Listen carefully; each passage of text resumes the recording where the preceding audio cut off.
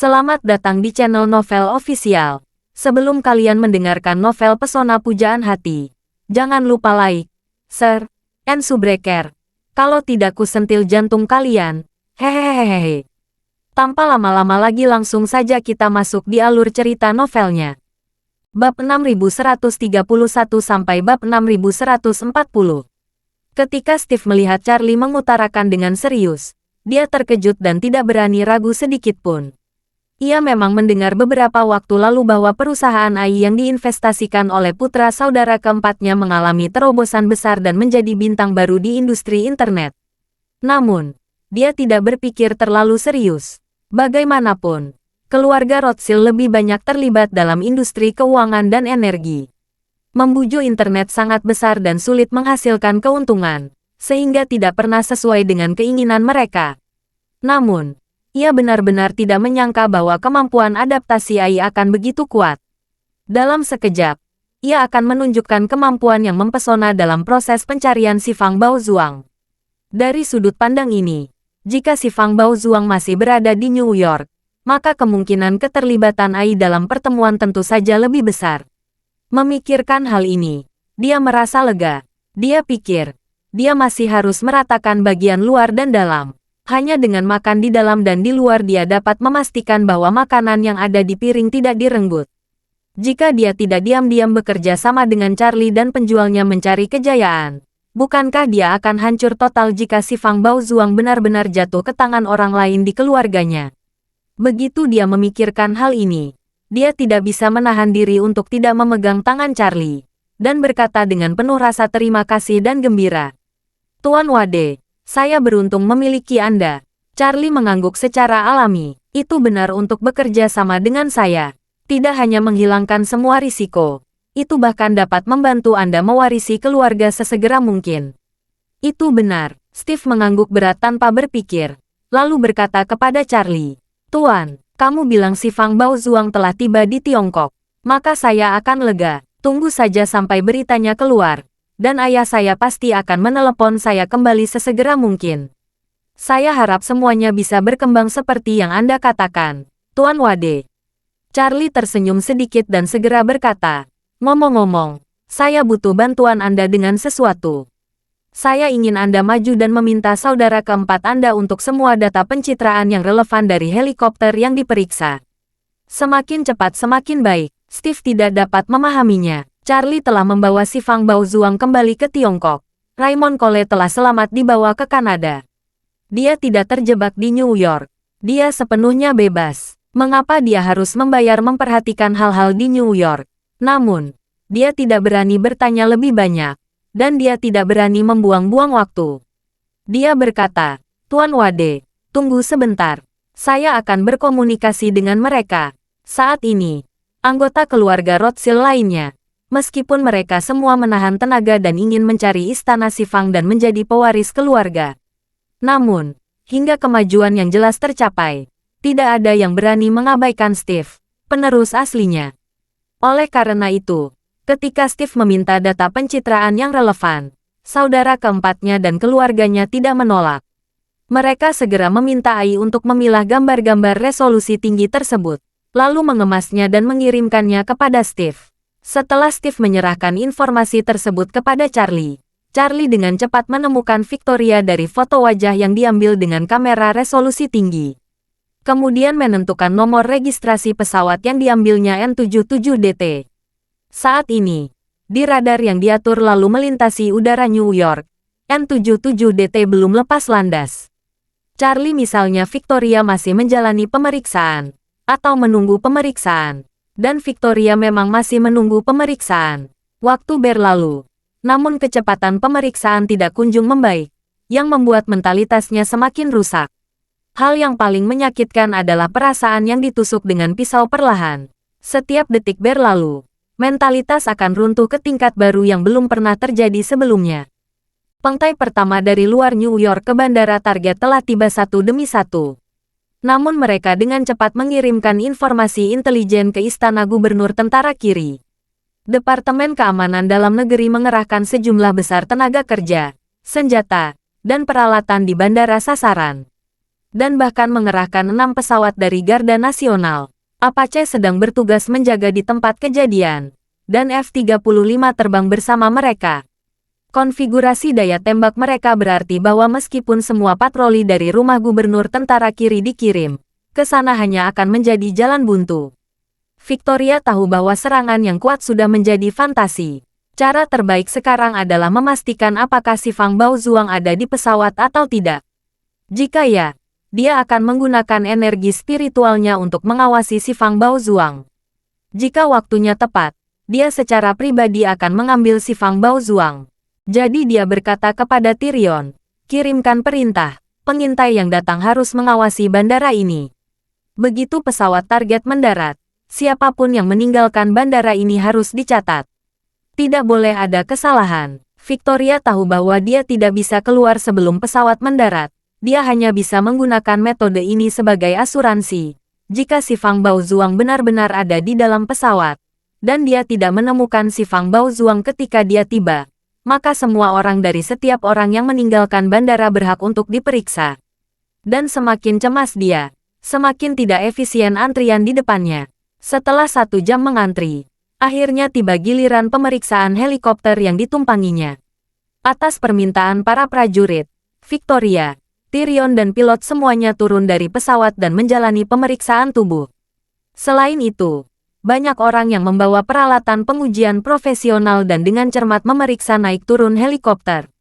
Tangki bahan bakar helikopter tidak dirilis. Perlu menggunakan peralatan profesional untuk mendeteksi struktur internal dan melihat apakah bangunan harta karun si Fang tersembunyi di dalamnya. Setelah semua pemeriksaan benar, helikopter Victoria akhirnya lepas landas. Helikopter naik ke ketinggian yang ditentukan sesuai dengan persyaratan pengatur lalu lintas udara. Kemudian, di bawah desakan Victoria yang hampir histeris, terbang ke arah bandara sasaran dengan kecepatan sangat tinggi. Setengah jam kemudian, pilot Gulfstream G650, ditemani oleh 2 F-35 dari jarak dekat, dengan bersemangat menyelesaikan pendekatan tersebut. Saat pesawat mengarah ke landasan, keduanya sangat panik. Keduanya telah terbang dalam penerbangan sipil selama lebih dari 10 tahun. Namun baru kali ini mereka ditemani oleh jet tempur. Kedua orang yang cemas itu mendaratkan pesawat di landasan.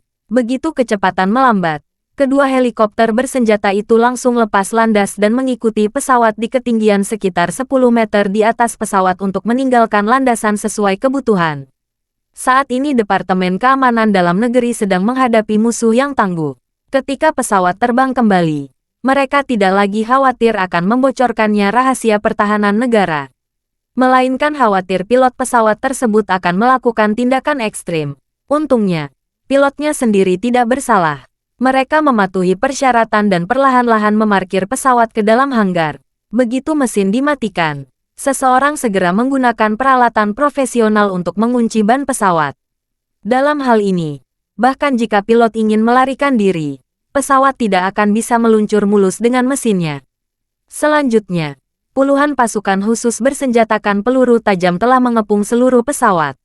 Penanggung jawab mengirim pesan melalui radio kepada kru. Atas nama Departemen Keamanan Dalam Negeri, saya meminta semua personel di pesawat untuk segera menunggu di pintu palka. Setelah palka dibuka, semua orang harus mengangkat tangan di belakang kepala dan menjaganya dengan ketat untuk turun dari pesawat. Jika tidak, kami akan mengambil tindakan ekstrim. Tak berani bertahan, para kru segera membuka pintu dan berjalan turun dari pesawat satu persatu dengan kepala di tangan. Pasukan khusus yang sudah lama segera mengendalikan semuanya. Kemudian ribuan personel menunggu melakukan penggeledahan tubuh secara mendetail. Lebih banyak agen segera naik ke pesawat dan mulai melakukan pemeriksaan yang sangat detail terhadap pesawat. Karena laporannya relatif umum dan hanya menyebutkan rahasia perlindungan negara, tetapi tidak mengungkapkan apa saja barangnya atau besar atau kecilnya, maka penanggung jawab sudah bersiap menghadapi perang yang berkepanjangan. Dia meminta kru segera mulai menginterogasi beberapa awak kapal, sambil mempersiapkan agennya, menggunakan peralatan pengujian profesional, dengan bantuan staf pemeliharaan dan mengacu pada cetak biru pesawat, untuk mengetahui segala sesuatu yang tidak termasuk dalam konfigurasi pabrik pesawat tersebut. Pekerjaan ini diperkirakan memakan waktu setidaknya 3 hari untuk diselesaikan. Ketika Victoria akhirnya menggali ke lokasi yang ditentukan, yang hanya berjarak 3 kilometer dari bandara, para agen di bandara baru saja memeriksa setengah kokpit. Setelah Victoria tiba, dia segera meminta Tyrion untuk bertanya kepada pengintaian apakah mereka melihat seseorang atau kendaraan meninggalkan bandara kecil. Jawabannya adalah tidak. Hal ini membuat Victoria menghela napas lega. Tidak ada seorang pun yang meninggalkan bandara, yang membuktikan bahwa selama si Fang Baozuang berada di pesawat itu, ia pasti masih berada di bandara ini. Jadi, dia melepaskan lebih dari sebagian energi spiritual di tubuhnya. Energi spiritual tersebut menyebar ke seluruh penjuru bandara, untuk mencari pergerakan yang berhubungan dengan senjata ajaib tersebut.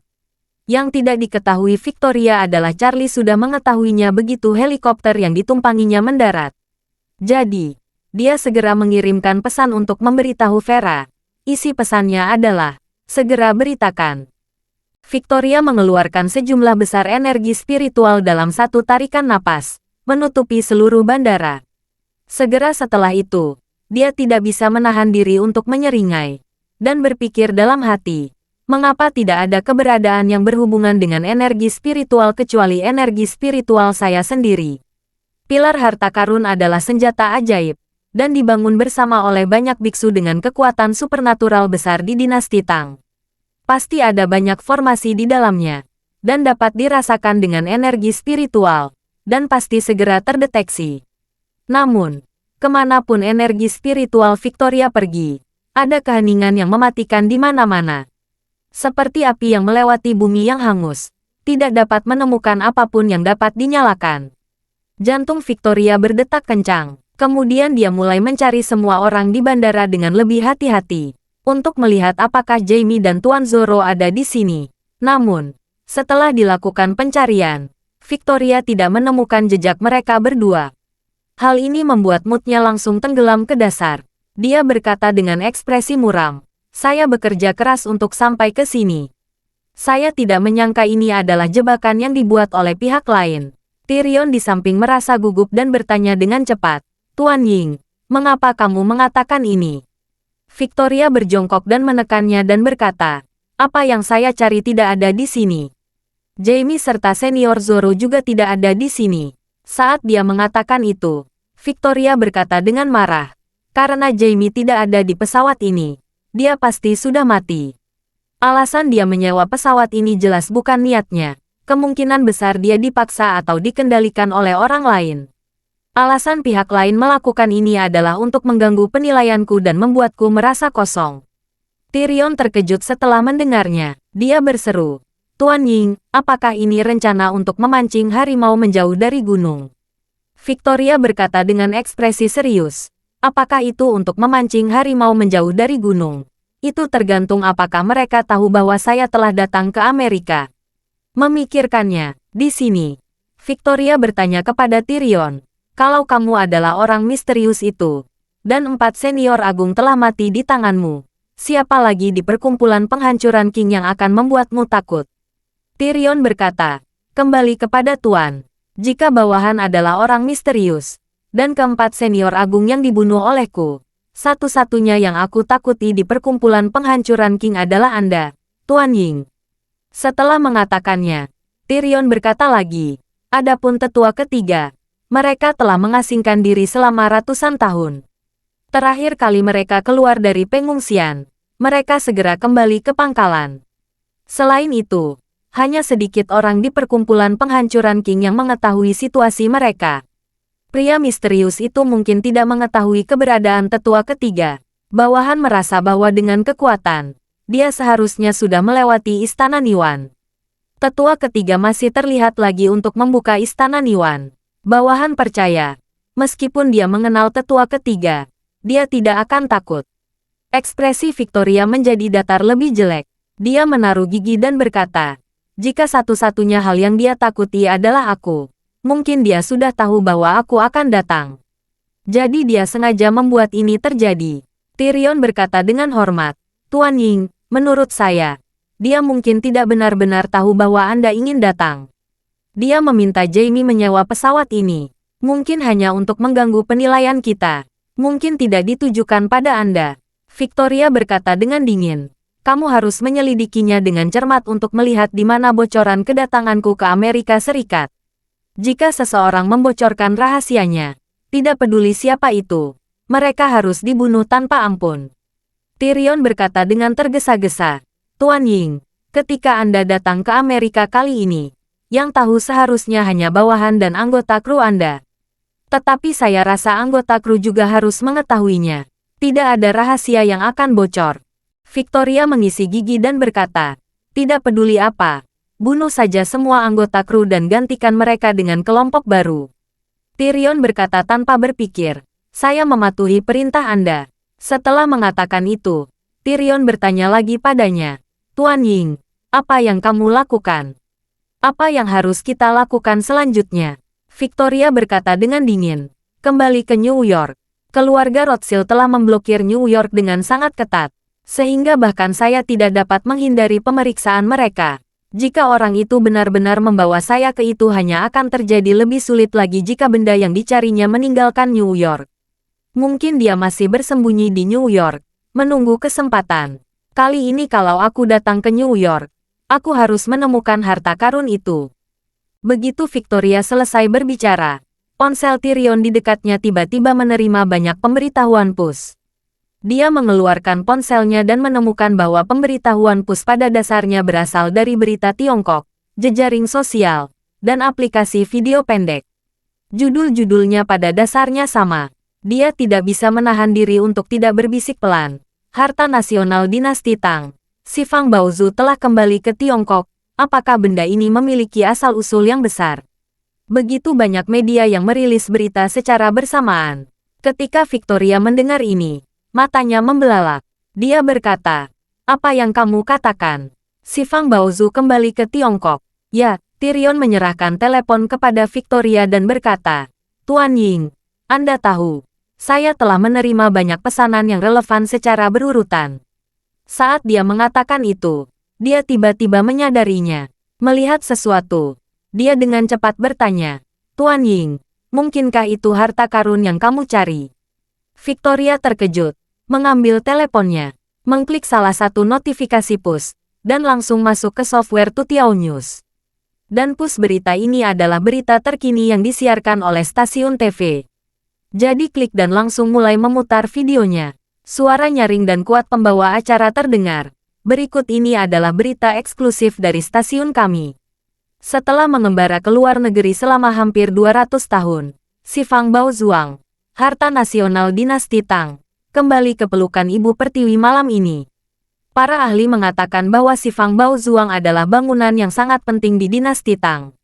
Sebuah harta nasional yang penting, secara diam-diam dikumpulkan oleh dinasti Qing selama lebih dari 200 tahun dan hilang di luar negeri selama periode Perang Candu Pertama hingga Perang Candu Kedua. Ketika pembawa acara mengatakan ini, layar telah beralih ke si Fang Baozu. Dari jarak dekat, ketika Victoria melihat menara persegi yang megah, seluruh tubuhnya terasa seperti dunia berputar. Mentalitasnya benar-benar runtuh pada saat ini. Dia mengumpulkan energi spiritualnya di tangannya dan menghancurkan ponsel Tyrion menjadi bubuk dengan keras. Tyrion terkejut, dan saat dia hendak membujuknya, dia melihat Victoria dipenuhi gigi dan meraung dengan wajah pucat. Dia melakukannya dengan sengaja. Dia melakukannya dengan sengaja. Ini sangat tidak masuk akal. Ini sangat tidak masuk akal. Tyrion buru-buru bertanya, Tuan Ying, Anda bilang dia melakukannya dengan sengaja. Mungkinkah pria misterius ini mengirim bangunan harta karun persegi ini kembali ke Tiongkok?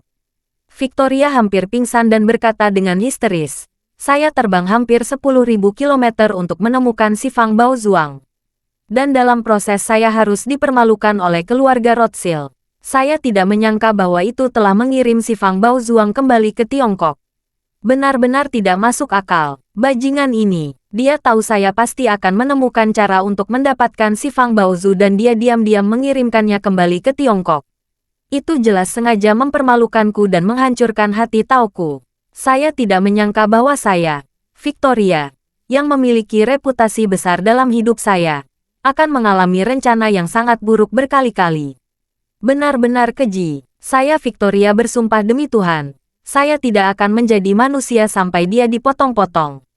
Saat dia mengatakan itu, Victoria merasakan depresi yang tidak tertahan di dadanya.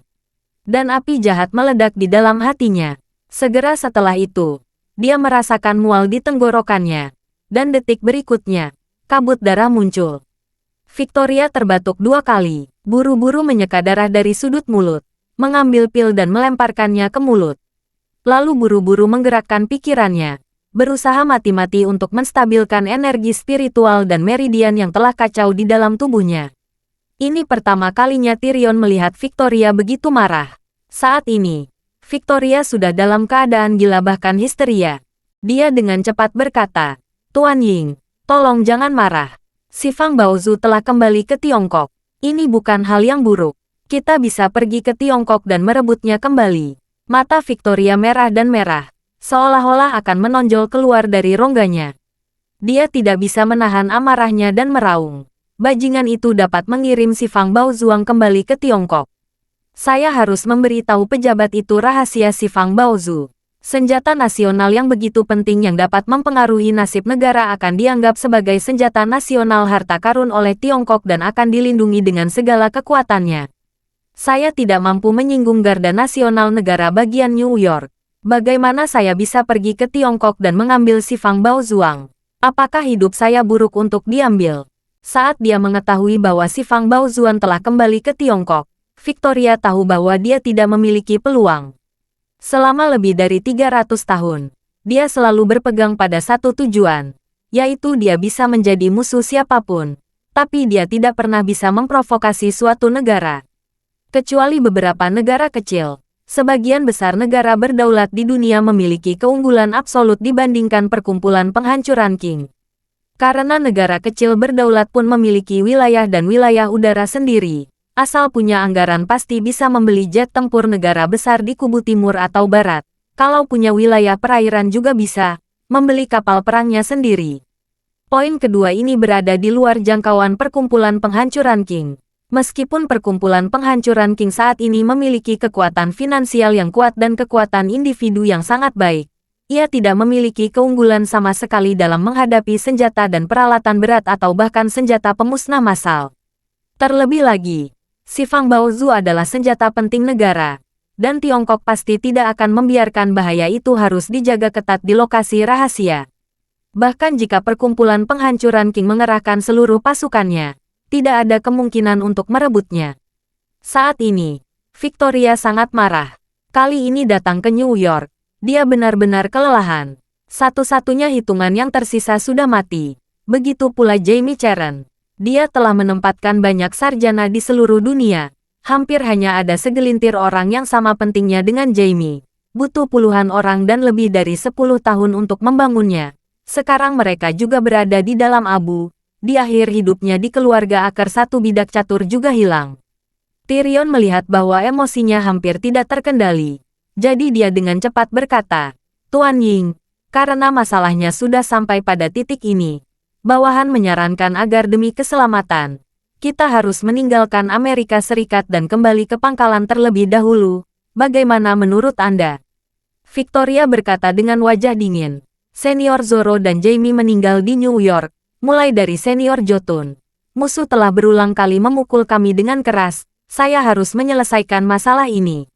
Lalu dia berkata dengan ekspresi sinis, "Dan Ross yang memeriksa helikopter saya dari keluarga Rothschild. Saya, Victoria, tidak pernah marah kemanapun saya pergi. Mereka harus membayar harganya kali ini." Setelah mengatakan itu, Victoria berteriak dengan dingin, "Kembali ke New York." Victoria kembali ke New York dengan helikopter. Pada saat itu, kepala keluarga Rothschild, Howard Rothschild, sedang terbaring lemah di tempat tidur. Kantung matanya gelap dan besar, dan sepertinya dia tidak tidur sepanjang malam.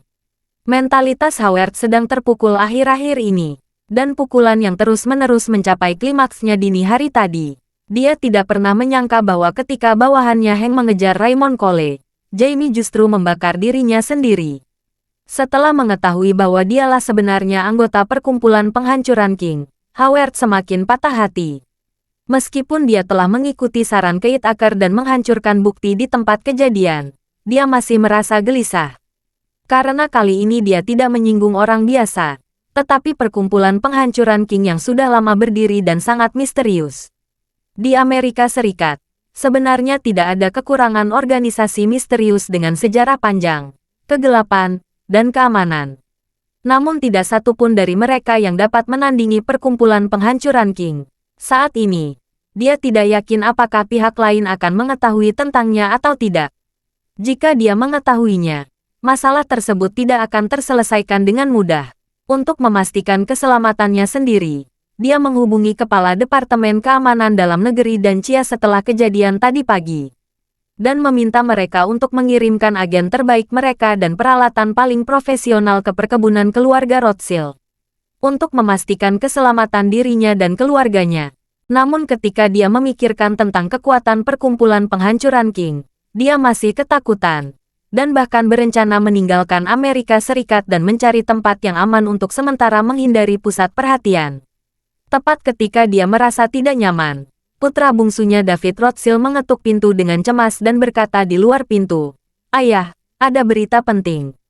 Howard mendengar bahwa itu adalah berita penting dan berkata dengan cepat, "Masuk dan bicara." David membuka pintu, berjalan melewati aula luar kamar tidur, memandang Howard yang setengah menuju berbaring di samping tempat tidur, dan berkata dengan sedih, "Ayah, sesuatu yang besar telah terjadi." Howard bertanya dengan gugup, "Apa yang terjadi?" David meratap dan berkata, "Si Fang Baozu telah kembali ke Tiongkok." "Apa?" Howard hanya merasakan denungan di kepalanya, seolah-olah seluruh tubuhnya jatuh dari awan. Butuh waktu lebih dari 10 detik untuk kembali ke akal sehatnya. Dia tiba-tiba duduk dari tempat tidur dan bertanya dengan tegas, "Apa yang baru saja kamu katakan?" "Katakan lagi." Melihat dia lemah dan tampak terlalu gugup, David dengan cepat melangkah maju untuk menahan punggungnya. Lalu dia berkata dengan hati-hati, "Ayah, menurut berita resmi Tiongkok, si Fang Baozuang disumbangkan kembali ke Tiongkok melalui jalur rahasia." Pejabat Tiongkok juga mengumumkan bahwa harta nasional yang telah hilang di luar negeri selama 200 tahun ini telah resmi dikembalikan. Pikiran Howard tiba-tiba meledak dan dia menangkapnya. Selimut dan bantal di tempat tidur terlempar jauh, dan dia berteriak histeris, "Apa yang terjadi? Apa yang terjadi? Saya telah mengelilingi New York ke dalam tong besi, dan semua orang yang meninggalkan New York harus diperiksa. Apalagi bandara adalah prioritas utama. Kenapa si Fang Baozu bisa kembali ke China di bawah hidungku? Apa yang terjadi?" Setelah itu, dia menunjuk ke arah David dengan tangan gemetar. Dia mengumpat dengan marah, "Sampah. Kalian semua benar-benar sampah." David berkata dengan gugup, "Ayah, saya baru saja menerima beritanya. Ini adalah laporan resmi dari Tiongkok. Laporan tersebut telah diterjemahkan dan diunduh dari internet di Amerika Serikat. Kami baru menyadarinya setelah dipublikasikan di media. Tidak ada penjelasan bagaimana si Fang Baozuang kembali ke Tiongkok dalam laporan tersebut. Saya tidak tahu bagaimana si Fang Baozuang kembali ke Tiongkok, tetapi kenyataannya memang begitu kembali ke Tiongkok. Itu hilang." Howard berteriak dengan marah, "Pergi. Protes ke Kedutaan Besar Tiongkok di Amerika Serikat. Beritahu mereka bahwa si Fang Baozuan adalah milik pribadi keluarga Rothschild. Minta mereka segera mengembalikannya." Saat berkata, Howard menambahkan, "Jangan menunggu jawaban mereka. Segera hubungi kakak tertua kamu kembali dan minta dia untuk memimpin dalam mengatur waktu untuk pergi ke China dan memanggil semua pengacara terbaik di Amerika Serikat. Setelah dia tiba, bernegosiasi dengan mereka. Jika tidak berhasil, tuntut mereka. Saya tidak peduli metode apa yang kamu gunakan. Si Fang Baozuang harus dikembalikan kepada saya." David berkata dengan ekspresi sangat malu. "Ayah," pihak Tiongkok mengungkapkan sejarah yang relevan dari si Fang Baozuang, dan menyebut Perang Candu Pertama, sejarah Perang Candu Kedua dan 8 kekuatan sekutu. Sekarang seluruh dunia tahu bahwa si Fang Baozuang direbut oleh dunia barat bersama dengan banyak peninggalan budaya Tiongkok pada saat itu. Jika kita sekarang pergi ke Tiongkok untuk bernegosiasi dan meminta mereka mengembalikan si Fang Baozuang, hal itu tidak hanya tidak dapat dibenarkan secara hukum, tetapi juga tidak dapat dibenarkan dari segi opini publik. Pendapat publik, Howard berkata dengan marah, "Sudah berapa lama? Dan Anda tidak peduli apa yang dikatakan opini publik. 200 tahun yang lalu, tentara Inggris berada di Ratu Victoria. Setelah ketegangan itu demi kepentingan Inggris, dia mengendarai kapal perang kemana-mana untuk menyerang penjual opium. Kita hanya mengikuti British Fusiliers untuk mengambil sisa-sisa. Dia bahkan tidak diadili. Sekarang Anda masih mengikuti opini publik. Apa yang kita bicarakan? Jika seseorang pergi ke Museum Inggris dan mengembalikannya ke negara asal, Inggris akan berani meminta mereka mengembalikannya. Saat dia berbicara, Howard bertanya kepadanya dengan marah. Berlian di tongkat Raja Inggris telah dipotong dari berlian bintang Afrika. Berlian bintang Afrika adalah berlian yang berasal dari Afrika Selatan. Edward ke-7 mengambilnya, memotongnya menjadi ratusan bagian dengan berbagai ukuran, dan memasukkan semuanya ke dalam perhiasannya sendiri. Kenapa dia punya wajah sebesar itu? Mengapa dia tidak mengembalikan berlian itu kepada masyarakat Afrika Selatan? Mereka menyerang seluruh museum dan seluruh istana. Tapi semuanya baik-baik saja. Sial. Nenek moyang kita berusaha keras untuk merebut kembali bangunan harta karun berbentuk persegi dari Tiongkok. Mereka mengurung diri di rumah selama 200 tahun.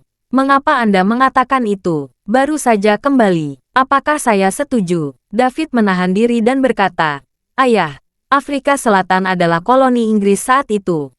Menurut prinsip hukum internasional pada saat itu, barang-barang di koloni adalah milik negara induk. Apalagi orang-orang di koloni adalah milik negara induk. Jangankan Edward ke-7 mengambil satu bintang Afrika, bahkan jika dia mengambil semua berlian di Afrika Selatan, tidak ada yang bisa mengatakan bahwa dia melanggar hukum. Paling-paling, sejarahnya tidak mulia. Setelah itu, David menambahkan, tetapi situasi kita berbeda. Meskipun Tiongkok diserbu oleh Barat, Tiongkok tidak pernah menjadi jajahan. Apa yang menjadi milik mereka adalah milik mereka. Terus terang, nenek moyang kita mengumpulkan. Jika kita tanpa malu-malu bernegosiasi dengan mereka, kita tidak akan punya dasar untuk berpendapat publik. Tidak ada cara untuk mendukungnya. Bukan saja hal-hal itu tidak akan kembali, tapi seluruh dunia akan mempostingnya di situs jejaring sosial dan memarahi kita sampai mati. Bukankah itu hanya mencuri ayam tapi kehilangan nasinya? Howard menjadi cemas dan menamparkan wajahnya, memarahi dengan murka. Bajingan. Apakah maksudmu hanya melihat si Fang Baozu kembali ke Tiongkok? David tampil dan merasa sangat sedih, tetapi dia tidak berani menunjukkannya. Dia hanya bisa berkata dengan marah, kalau begitu aku akan menyuruh adikku kembali. Setelah itu, David berbalik dan hendak keluar. Belum lagi betapa mengecewakannya dia. Dia di sini hanya untuk melaporkan berita tersebut dan memberikan beberapa saran yang objektif, agar orang tua tidak marah dan melakukan sesuatu yang konyol. Namun siapa sangka lelaki tua itu tidak hanya menolak mengakui perasaannya, tapi juga menamparnya. Apa yang coba dia lakukan? Lebih baik ikuti saja katanya. Jika lelaki tua itu ingin kakak tertua bernegosiasi, izinkan kakak tertua bernegosiasi. Ketika Howard menoleh untuk pergi, dia merasa sedikit tidak nyaman dan segera berhenti. David, tunggu sebentar. David berbalik dan bertanya dengan hormat, apalagi yang ayah katakan? Howard berkata, hubungi petugas opini publik dan tim hukum. Minta mereka menganalisis cara paling masuk akal untuk menangani masalah ini berdasarkan opini publik dan prinsip hukum. David mengangguk, segera mengeluarkan ponselnya. Dia memanggil perangkat lunak konferensi video keluarga Rothschild, 2 kepala opini publik dan tim hukum. Salah satu dari 2 orang ini adalah jurnalis papan atas, dan yang lainnya adalah pengacara papan atas. Mereka berdua adalah tokoh terkemuka di kelas atas New York.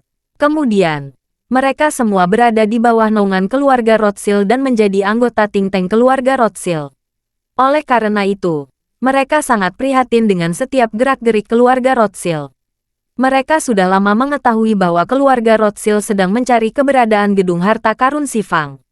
Mereka juga mengetahui bahwa keluarga Rothschild sangat pasif dalam memberikan opini publik karena dari gedung harta karun si Fang. Dan sekarang, mereka semua telah menerima kabar bahwa si Fang Baozuang telah kembali ke Tiongkok. Saat David memulai konferensi video, keduanya langsung ikut serta. David bertanya kepada mereka berdua di depan Howard. Kalian berdua pasti sudah mengetahui berita bahwa si Fang Baozuan telah kembali ke Tiongkok. Saya ingin tahu bagaimana menurut kalian, langkah tepat bagi kita untuk melindungi hak-hak kita sekarang. Orang yang bertanggung jawab atas opini publik mengatakan, Tuan Rothschild, mohon maafkan saya. Opini publik online saat ini sangat tidak menguntungkan kita. Penyalahgunaan hukuman mati tanpa pengadilan terhadap Raymond Cole untuk memulihkan si Fang Baozuan sebelumnya telah memiliki dampak negatif yang sangat serius. Sekarang si Fang Baozuan telah kembali ke kampung halamannya. Jika kita diam dan berpura-pura bahwa masalah ini tidak ada pada kita, diperkirakan opini publik akan berhenti memperhatikan masalah ini setelah beberapa saat. Namun, jika kita berdiri untuk bernegosiasi dan memprotes, diperkirakan keluarga ini akan kembali terdorong ke opini publik di puncak badai. Di kotak dialog video lainnya, kepala pengacara juga berkata, Tuan Rothschild, menurut saya, apa yang Jim katakan sangat masuk akal. Kami mencari si Fang Baozuan sebelumnya, tetapi kami tidak menemukan si Fang Baozuan. Namanya telah dipublikasikan, dan banyak materi gambar telah dipublikasikan secara internal oleh orang-orang yang bertanggung jawab memblokir New York. Jika kita tidak memberikan tanggapan apapun, tidak akan ada banyak masalah. Setelah itu, pengacara menambahkan, selain itu, masalah ini dari sudut pandang hukum, kami tidak tahan. Pertama-tama, barang antik ini adalah salah satu harta karun yang tak terhitung jumlahnya yang berada di barat dari Tiongkok. Dan keluarga Rothschild diam-diam bersembunyi di rumah mereka selama bertahun-tahun. Barang antik ini tidak muncul dalam informasi pameran aset atau statistik aset manapun. Dengan kata lain, kami tidak memiliki bukti yang membuktikan bahwa barang antik Tiongkok ini milik keluarga Rothschild. Selain itu, barang ini diperoleh oleh Raymond Cole dari keluarga Rothschild. Keluarga Child mencurinya, dan Anda baru saja mengumumkan penarikan gugatan, mengklaim bahwa Raymond Cole tidak mencuri apapun dari keluarga Rothschild. Itu semua adalah kesalahpahaman. Logika hukum dari kejadian pencurian sebelumnya berakhir di sini. Konsistensi diri telah selesai. Tetapi jika Anda tiba-tiba membuat representasi kepada pejabat Tiongkok melalui udara dan berkata bahwa barang tersebut adalah koleksi curian keluarga Rothschild, maka konteks dan logika barang tersebut akan hilang dan berbeda, dimanapun lokasinya. Jika kita menggugat, tuntutan kita tidak akan didukung oleh pengadilan. Howard mendengar ini dan seluruh tubuhnya roboh. Dia tidak pernah membayangkan bahwa rekonsiliasinya dengan Raymond Cole akan menjadi langkah yang buruk. Seperti yang dikatakan pengacara, dia sudah mengakui bahwa semuanya adalah kesalahpahaman. Bagaimana dia sekarang bisa mengusulkan kepada pejabat Tiongkok dari jauh bahwa rumah si Fang yang baru saja kembali ke Tiongkok adalah milik pribadi keluarga Rothschild? Jika dia benar-benar melakukan ini, bukankah seluruh keluarga akan dipermalukan olehnya? Menyadari bahwa kemungkinan meminta si Fang Baozu dari Tiongkok hampir nol, emosi Howard runtuh satu demi satu tanpa disadari. Dia mengingat semua upaya yang telah dia lakukan dan semua kerugian yang dia derita untuk memulihkan si Fang Baozu, dan dia tidak bisa lagi mengendalikan mentalitasnya. Tubuhnya gemetar, dan dia berteriak hampir dengan marah. Raymond Cole sialan itu. Bagaimana dia bisa mengirim si Fang Baozu kembali ke Tiongkok? Saya, Howard Rothschild, tidak punya permusuhan dengannya.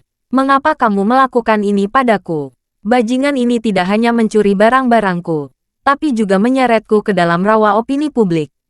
Menyebabkan keluarga Rothschild menderita krisis opini publik terbesar dalam beberapa dekade terakhir. Sekarang reputasiku tidak hanya hancur, tetapi si Fang Baozuan tidak pernah kembali. Dan semua investasi saya untuk mengambil si Fang Baozuan telah sia-sia. Yang paling menjijikkan adalah dia meninggal dan dikembalikan kepada saya. Saya menanam bom seperti perkumpulan penghancuran King yang saya tidak tahu kapan itu akan meledak. Aku benci itu. Aku berharap dia bisa hidup kembali dan membunuhnya dengan sendirinya lagi. Pada titik ini, Howard hanya merasakan sebuah perasaan di dahi pembuluh darahnya tiba-tiba membengkak. Tekanan darahnya langsung naik, dan otaknya sudah sedikit memusingkan. Putra bungsu David tidak memperhatikan sesuatu yang aneh pada ayahnya. Ketika dia mendengar nama perkumpulan penghancuran King, dia bertanya kepadanya, "Ayah, apa yang dilakukan perkumpulan penghancuran King yang baru saja kamu sebutkan?" Segera setelah David bertanya, dia menemukan tubuh ayah Howard mulai bergerak-gerak saat ini. Matanya melebar dan pupil matanya mulai muncul. Melihat kejang-kejang ayahnya semakin parah, dan tubuhnya terjatuh ke belakang tak terkendali. David dengan cepat melangkah maju untuk menahannya. Dia bertanya dengan gugup, "Ayah, ada apa kamu?" Howard kejang-kejang sampai ke titik di mana dia berada. Mulutnya berbusa. Dia benar-benar tidak bisa berkata-kata. Tubuhnya bergetar hebat seperti tersengat listrik. Lalu, tercium bau busuk. David ngeri saat mengetahui ayah orang tuanya mengompol. Dia menyadari bahwa masalahnya tidak baik. Dia hendak berteriak minta tolong. Tetapi pengurus rumah tangga dan dokter keluarga sudah mendekat. Terdapat peralatan pendeteksi khusus di pergelangan tangan dan jantung Howard yang dapat menghubungkan indikator utama tubuh dan perubahan halus di jantungnya secara real-time. Jika Howard merasa pusing, pengurus rumah tangga dan dokter akan menerima peringatan. Dokter memulai masuk dan melakukan pemeriksaan sederhana pada Howard. Dokter berkata dengan sangat gugup, "Tuan, kemungkinan besar dia menderita stroke. Anda harus memanfaatkan waktu untuk melakukan perawatan darurat." Pengurus rumah tangga harap segera menghubungi departemen medis dan meminta pertolongan darurat untuk segera mengangkut. Beritahu juga dokter darurat, "Bersiaplah." Saat dia mengatakan itu, dia segera mengambil Howard dari David, membuatnya perlahan berbaring di lantai. Lalu sedikit mengeluarkan dan mengeluarkannya.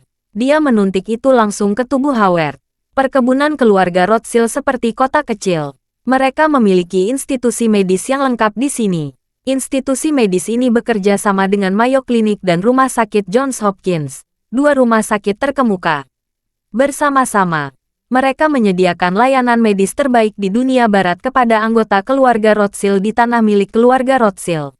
Dengan bantuan penuh dari dua rumah sakit terkemuka, ditambah dengan kemampuan finansial keluarga Rothschild yang tak tertandingi, klinik keluarga yang hanya melayani anggota inti keluarga ini dapat memberikan perawatan darurat, penyelamatan, dan medis terbaik di barat. Terutama layanan radioterapi dan kemoterapi. Segera, beberapa dokter darurat menghentikannya secepat mungkin. Mereka segera mendorong Howard, yang menderita stroke, ke ruang gawat darurat untuk perawatan darurat. Ketika David melihat ayahnya dikirim ke ruang jaga darurat untuk pertolongan pertama, dia segera memberitahu semua anggota keluarga langsung tentang keadaan darurat tersebut. Sebagai putra tertua, Steve Rothschild saat ini sedang menatap ponselnya di Kanada.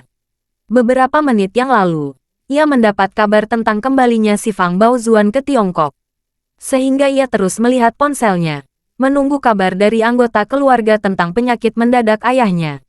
Steve juga tahu betul bahwa ayahnya sudah cukup tua dan telah mengalami banyak pukulan akhir-akhir ini. Jika berita kembalinya si Fang Baozu ke Tiongkok sampai ke pendengaran, itu akan menjadi pukulan telak padanya. Dan penyakit serius akan menjadi pukulan telak. Memang ringan, tapi dia mungkin akan mati karena kegembiraannya. Pada saat ini, pemberitahuan push tiba-tiba muncul di telepon. Itu adalah perangkat lunak komunikasi yang digunakan secara internal oleh keluarga Rothschild. Steve sangat gembira dan segera membuka push notifikasi. Lalu melihat pesan yang dikirim oleh saudaranya David di grup, "Ayah mengalami stroke. Tolong segera kembali ke keluarga secepatnya." Mereka yang tidak berada di New York juga harus kembali secepatnya. Melihat kata stroke, Steve begitu bersemangat, hingga dia tidak bisa membuka mulutnya lebar-lebar. Dalam keluarga Rothschild, kesehatan Howard adalah prioritas utama. Hal ini bukan hanya karena dia adalah kepala keluarga, tetapi juga karena jika kesehatannya mengalami masalah serius, keluarga Rothschild akan memulai transisi antara ahli waris dan kepala keluarga saat ini sesuai dengan peraturan. Sebagai ahli waris pertama yang sah, Steve harus kembali ke keluarga sesegera mungkin saat ini dan untuk sementara waktu mengurus urusan penting keluarga. Namun, ini hanya escrow. Berapa lama akan bertahan? Atau akankah dia langsung mewarisi gelar tersebut? Posisinya tergantung pada kondisi fisik Patriark Howard saat ini. Jika Howard pulih dengan baik, Steve akan mengembalikan hak manajemennya. Tetapi jika ia gagal pulih, Steve akan terus mengambil alih sampai Howard meninggal atau Howard sendiri secara sukarela menyerah.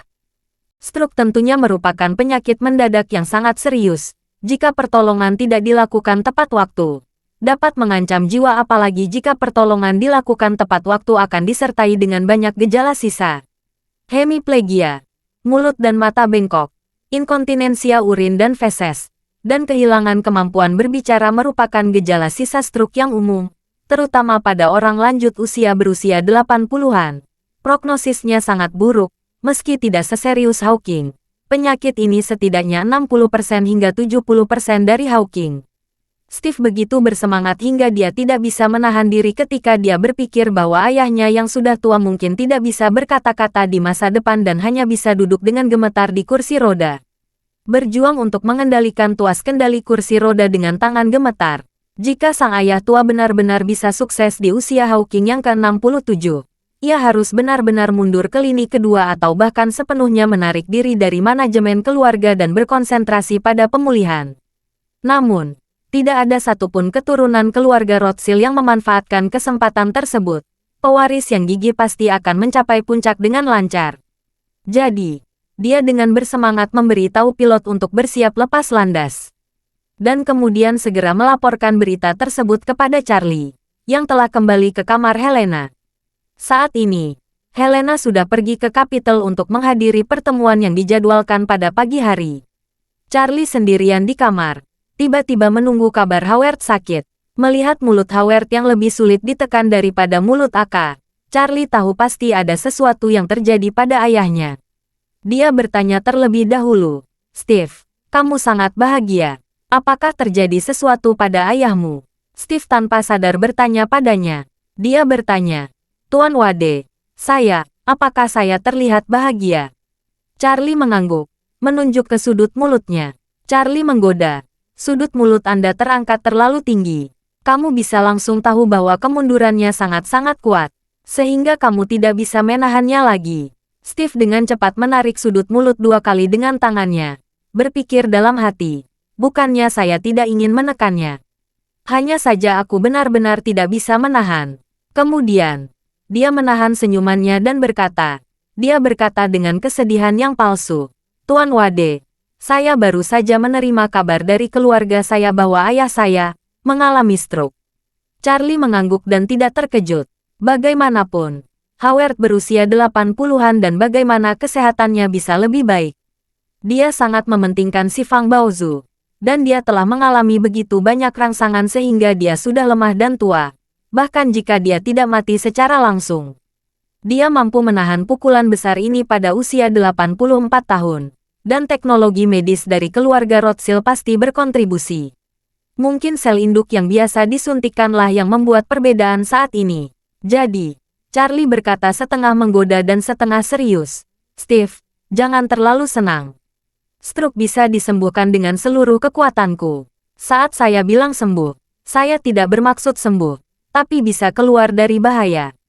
"Tidak mungkin, sama sekali tidak mungkin." Steve memerankan tangannya berulang kali dengan ekspresi tidak percaya. Dia berkata kepada Charlie, "Tuan Wade, guratan seperti pecahan porselen.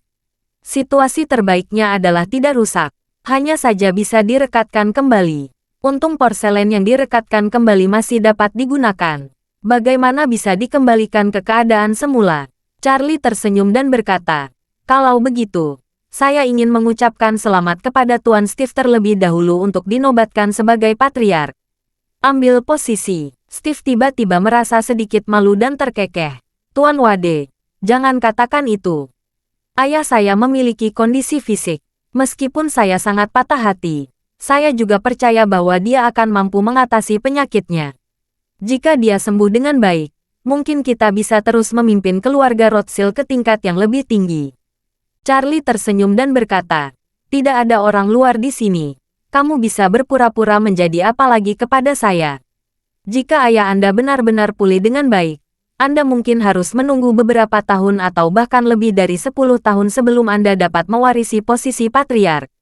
Dan siapa yang tahu jika akan ada perubahan lain selama periode ini. Semakin sering seperti ini, semakin mudah memicu hukum Murphy. Dan semakin Anda merasa bahwa Anda dalam beberapa tahun terakhir kehidupan ayah Anda, tidak boleh ada perubahan dalam pemilihan ahli warisnya. Perubahan cenderung lebih sering terjadi." Ketika Steve mendengar ini, sebagian besar kegembiraannya telah hilang. Hanya ada Charlie di depannya, dan dia tidak ingin berpura-pura lagi. Dia menghela nafas dan berkata, "Sejujurnya, Tuan Wade, saya tidak tahu situasi spesifik ayah saya.